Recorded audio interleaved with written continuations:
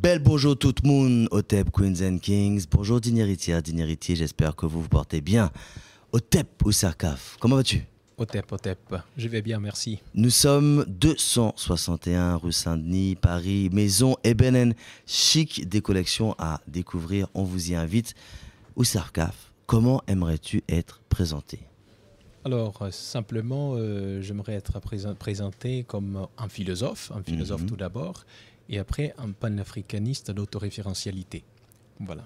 Panafricaniste d'autoréférentialité. Alors, le panafricanisme actuel, justement, pour toi, Oussarkaf, ce panafricanisme a-t-il fait ses preuves? Et quelles sont ses limites? Bon, tout d'abord, panafricanisme, c'est quoi le panafricanisme? C'est tout d'abord un mouvement de peuples africains, dans sa diaspora aussi, mais de peuples africains en lutte, qui se bat pour sa libération, pour son autodétermination, pour la protection des peuples noirs dans le monde. Donc, voilà ce qu'est panafricanisme. Mais nous avons constaté qu'il y a beaucoup de limites, non dans la théorie du panafricanisme, parce qu'il y a un panafricanisme politique, mais il y a aussi un panafricanisme révolutionnaire qui est venu avec Amilcar.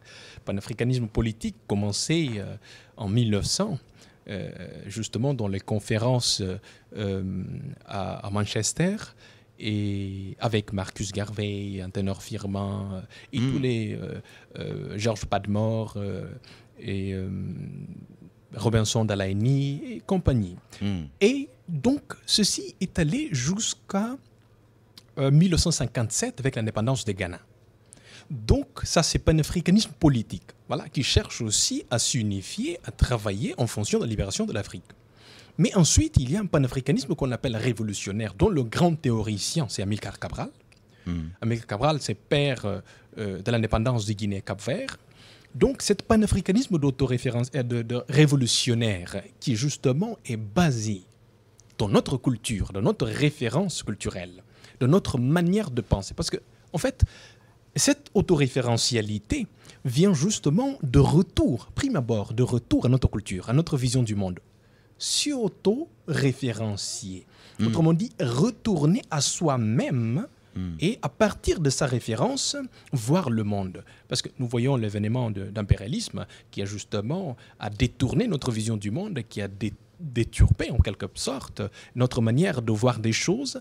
Et aujourd'hui, nous disons tous que nous sommes des panafricains, mais beaucoup de fois, il faut se ressaisir justement sur la question de notre culture, notre pensée, notre spiritualité. Parce qu'un peuple libre, c'est un peuple qui maîtrise d'abord sa spiritualité. Voilà, cette dimension spirituelle pour ensuite matérialiser par cette dimension spirituelle tout ce qu'il fait dans l'ordre économique, dans l'ordre politique, dans l'ordre culturel, parce que la culture même, c'est le fruit de cette vision du monde, c'est la cristallisation d'une vision du monde. Même la religion, ce qu'on appelle religiore. Mais pour nous, nous appelons spiritualité. Spiritualité est différente de la religion. Donc, la religion, c'est en quelque sorte une cosmologie qui est ritualisée. Une cosmologie qui est ritualisée. Et nous avons aussi notre cosmologie. Nous avons notre manière de penser le monde. Donc, être un panafricaniste d'autoréférentialité implique revenir à sa vision du monde, justement. Avoir sa référence pour tout ce qui concerne le monde, notre manière de voir le monde, notre manière d'interpréter l'économie et notre manière de penser la politique et nos institutions politiques. Voilà. Eh bien, vous avez tout compris. Ah, vous n'avez pas tout enregistré, il faut remettre au début et vous réécouter parce que c'est puissant ce que vient de nous partager Oussarkaf. J'ai une question.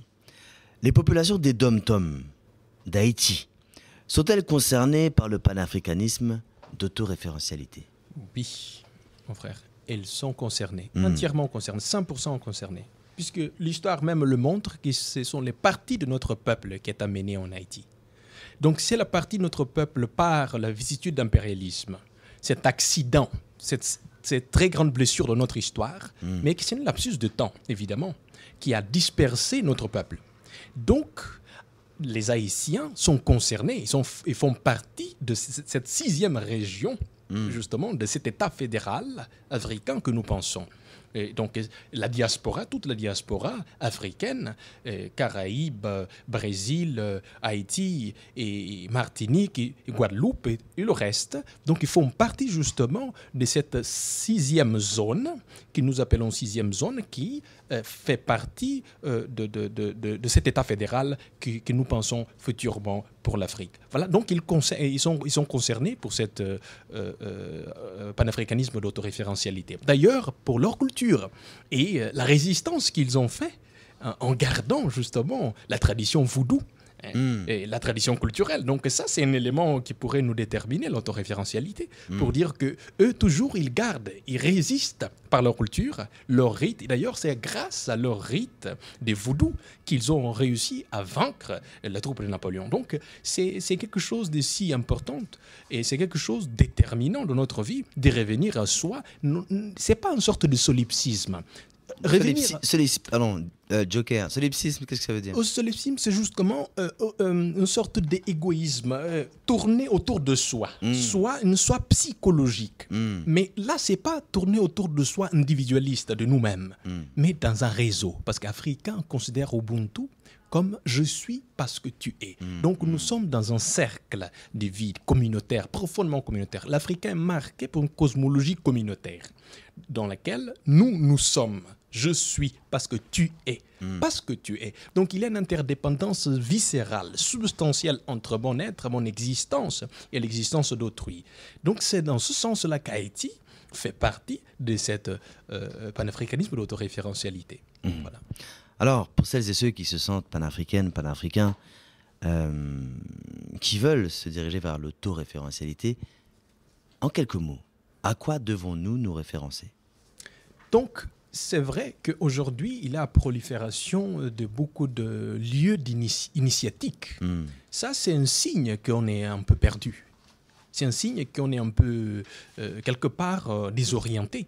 Parce que normalement, il doit y avoir un canon référentiel à partir de laquelle nous tous, nous faisons la référence de rites et de pensées, de structures même de pensée.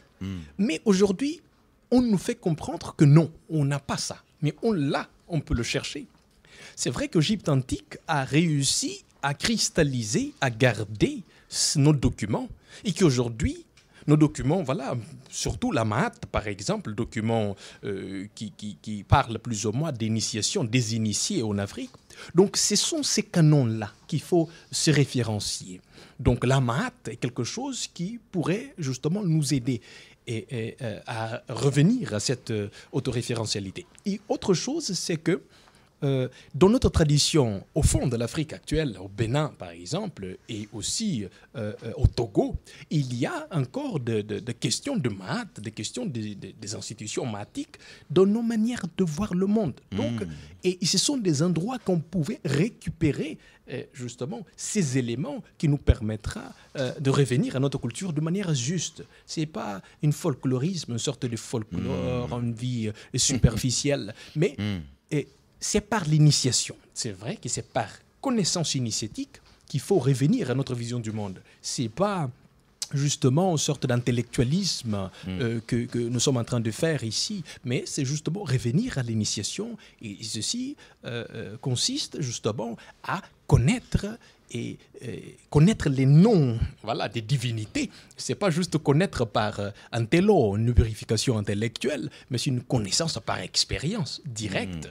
Et expérience directe, c'est pas se cacher dans le forêt pour faire le mysticisme pour après sortir qu'on est initié. Et c'est pas ça du tout. Mais ce sont des écoles. Ce sont des écoles. Ce sont des écoles anciennes qui nous permettra justement d'y revenir. Aujourd'hui, on a peur. Il faut que je dise ça. On a peur parce qu'on ne connaît pas. Justement, on a peur de se faire initier n'importe où parce qu'on ne connaît pas.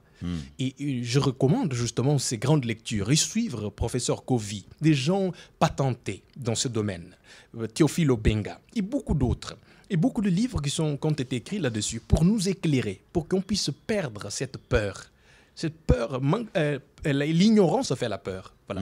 Donc c'est dans ce sens-là qu'il faut dissiper cette peur par une sorte de connaissance peut-être livresque et qui après va nous ramener à la conscience historique, cette conscience culturelle, et ceci nous permettra de faire une action proprement dite et aller se faire initier, connaître sa culture et savoir penser à partir de soi, dans sa communauté. Voilà.